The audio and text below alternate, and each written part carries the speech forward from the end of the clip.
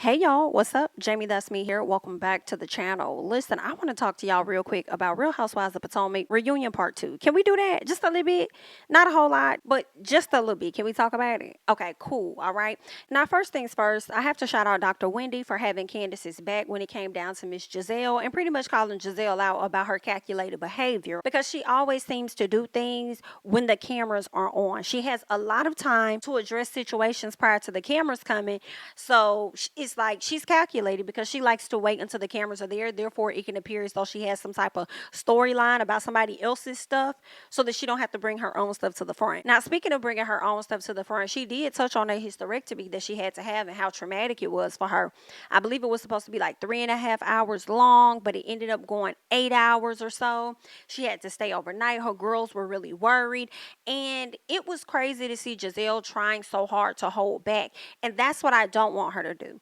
If you're going to be on this show, I want to see all parts of Giselle. I want to see you vulnerable. I want to see you in your feelings, like crying if you sad, happy if you happy. I don't want to just see Giselle coming to the front, creating stories around somebody else when you have your own stories going on. So I want to see that. And it was just funny to see her trying to sit up there and say, we'll talk about it later. Andy said, no, we won't, baby. We're talking about it now. Let me tell y'all something. Andy, in my personal opinion, was definitely holding the cast to task. For sure, okay? He was definitely calling them out about their hypocrisy a bit, and I appreciate it. And I feel like Andy actually took some of his criticism from last season and seasons prior and implemented it in this year's reunion, and I can appreciate it, but that's just me. But getting back to Giselle, Giselle was trying so hard to fight back those tears, and I don't understand what she has been through over the years or in her childhood where she has an issue with showing emotion. I don't like that. You're human. You're made to cry. If you're feeling that, then do that. Honor that feeling in that moment. And it's okay to cry. Ain't nobody finna throw it up in your face that you cried or anything. Like, I don't understand it. Like, just be emotional. If you sad about it, be sad about it. Like, I don't know. But anywho, she tried to open up a bit.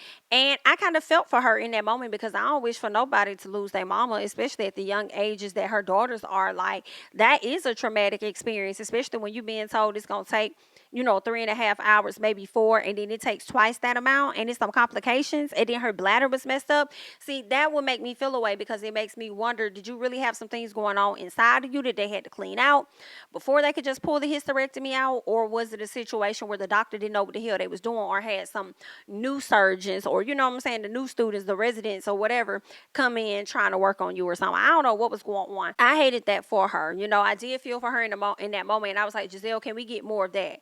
I don't like the fact that we were able to get tea on what's going on with Wendy and Mia, but we couldn't go inside of the hospital room and stuff with Giselle to see what's going on. I'm tired of people having stories surrounding their life, but their stories are not making it to actual television. I don't like that. It's either by way of the producers or by way of the cast withholding. And I feel like when a person does that, if y'all are not going to fire them right out the gate, then y'all need to go ahead and start docking some checks. For sure. Okay. If you're not going to just release them like Miss Robin, if Robin got paid, $1 million for last season, then she need to be getting $750,000 or $700,000 a fine for withholding some information. And speaking of Robin, the cackle for me was the fact that she legit sat up here, girl, and told Candace that our lives are on television, so we're supposed to share everything that's going on in public or whatever she said on TV. And I think she was trying to relate that to the fact that she decided to share the audio of what Miss Candace said on her IG live. Whatever it was, it's like, Robin, you keep saying and doing things that's just not aging well for you at all. Like, you look and you sound dumb. In the words of Miss Candace, girl, you embarrassed yourself. Period. And it's not aging well at all. So yeah, I'm just a girl, Robin, girl, bye. All right. Between you and Mia, y'all both can get the palm face for sure. Bye. Because Mia, you look dumb as hell too, and sat up there and embarrassed yourself when Candace and Giselle are going at it, and you have the audacity to speak up on behalf of Giselle, the same woman that sat up there and said that you were over there embezzling money.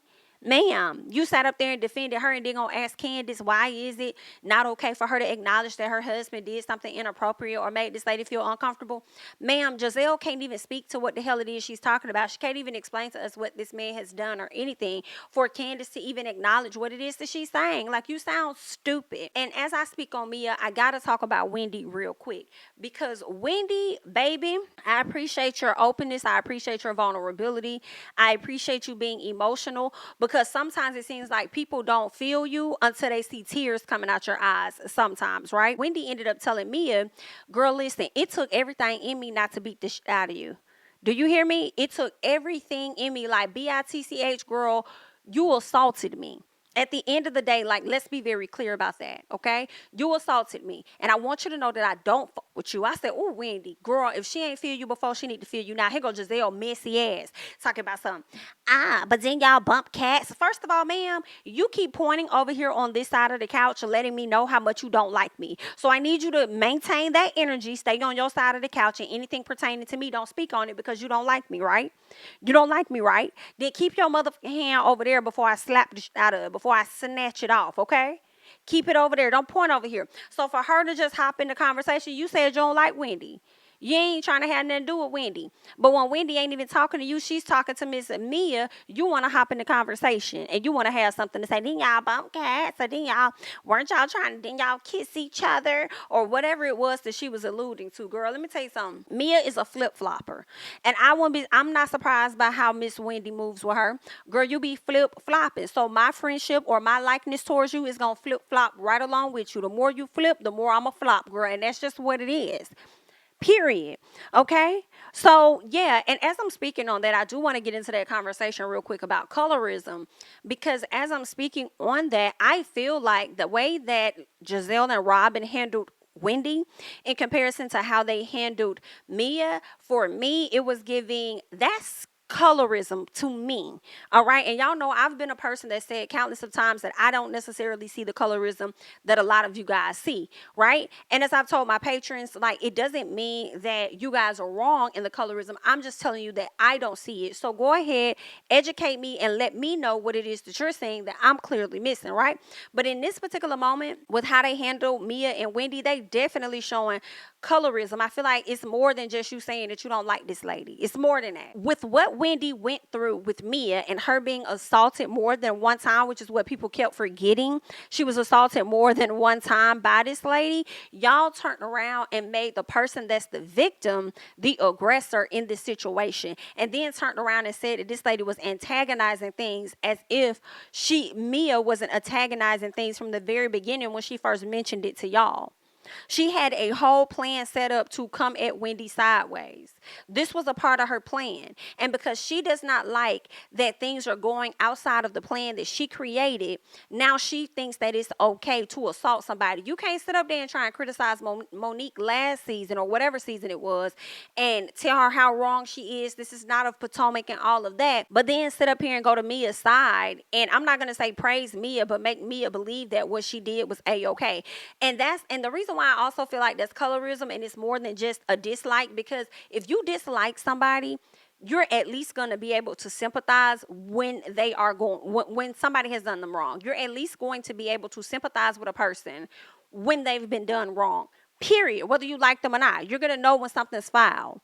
And y'all didn't even do that. Y'all made Mia think that she was absolutely right in how she was moving, and that was whack. Now, it was interesting that they gave us this unseen footage where it seemed like Miss Robin was still trying to, keep Wendy from fighting or whatever the case was. But what I loved was how Wendy clocked her and said, girl, them showing that little flashback or whatever it is you said in that moment, that unseen footage, it does not change what I truly went through in that moment. It does not change your intent for how you approached the situation when it came to me. It did not change the fact that y'all still considered me to be the antagonizer in that situation. Okay, so whatever it is, you tried to flip it in that moment.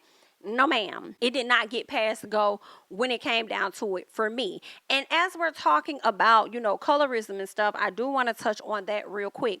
The topic of colorism, of course, came up. And for me, I just felt like when Andy said that he was about to get up, I appreciated that, because I was listening to it and I was like, Andy, I don't think you're the proper person to lead this conversation, sir. So when he said he was going to bring in a moderator, I was like, okay, great. Next thing you know, we see that the producers gave the ladies a call and allowed them to make the decision to not have a moderator. Now, here's my thing about that. How dare y'all as producers Call these ladies to see how they want to handle this conversation when you already see how they handle each other throughout the seasons.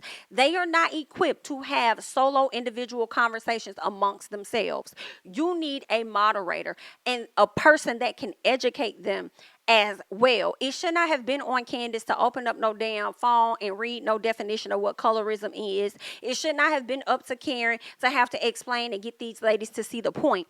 If it had to be all of that, then that means that you guys needed to have a moderator to moderate this conversation and make sure people understood. And let's be honest, we kept going back and forth on the Candace and the Giselle situation and on Giselle and who she's dating. I don't give a fuck about who she's dating when we really didn't see it throughout the season.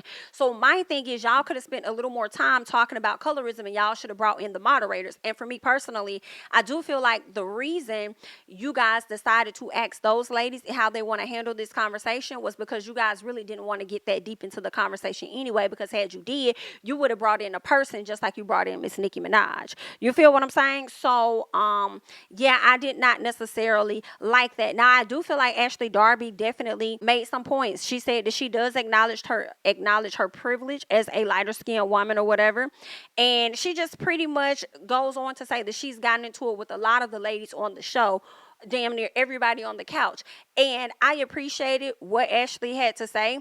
And because of what Ashley said was one of the reasons why I felt like I didn't often see colorism on this show.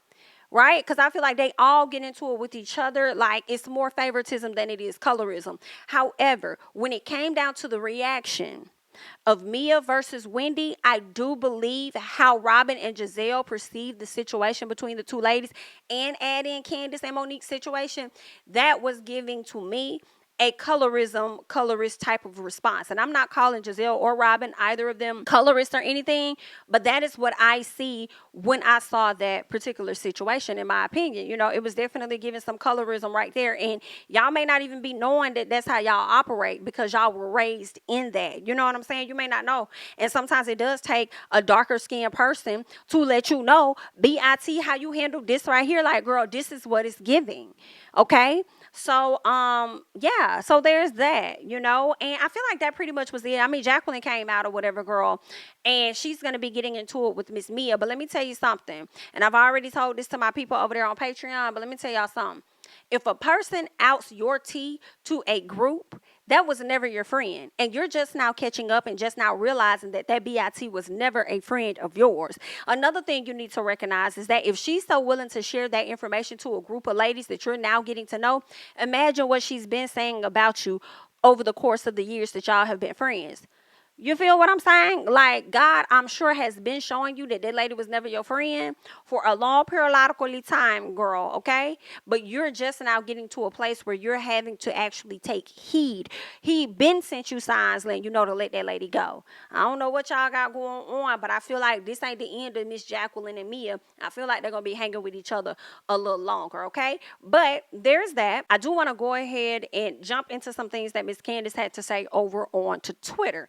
All right, Candace says, a commitment to misunderstanding me in the colorism conversation from the fairest of them all does nothing but fuel the fire. My example was clearly communicated, okay? She goes on to say, truly appreciate everyone else for their constructive and thoughtful contributions. The conversation, I guess she meant to say, to the conversation of colorism, which we could have shown more and spoken longer. All right. She goes on to say, I will say that the colorism conversation went much better than I expected it to go. All things considered, it's a start. Because at one point, Giselle was acting like she was just really confused on what it is Candace was trying to convey to her. So therefore, Miss Karen had to step up and give her some examples so that she could get the picture. And it's killing me because y'all producers really thought, okay, y'all really thought that it was going to be a full successful conversation with these ladies talking about it amongst themselves.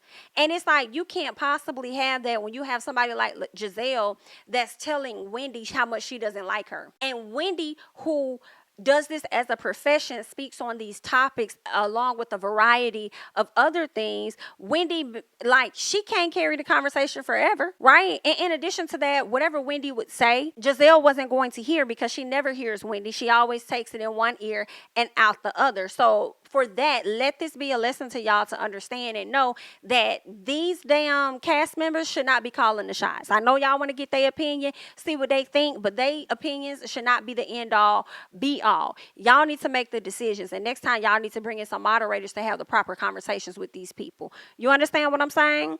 But anywho, that's all that I got. I'm so glad Juan Dixon is not here. All right. Be sure to go ahead and like the video. I'm JamiThatsMe. Follow me on Instagram and Twitter at JamiThatsMe. I'm going to catch you guys in the next one. Bye-bye.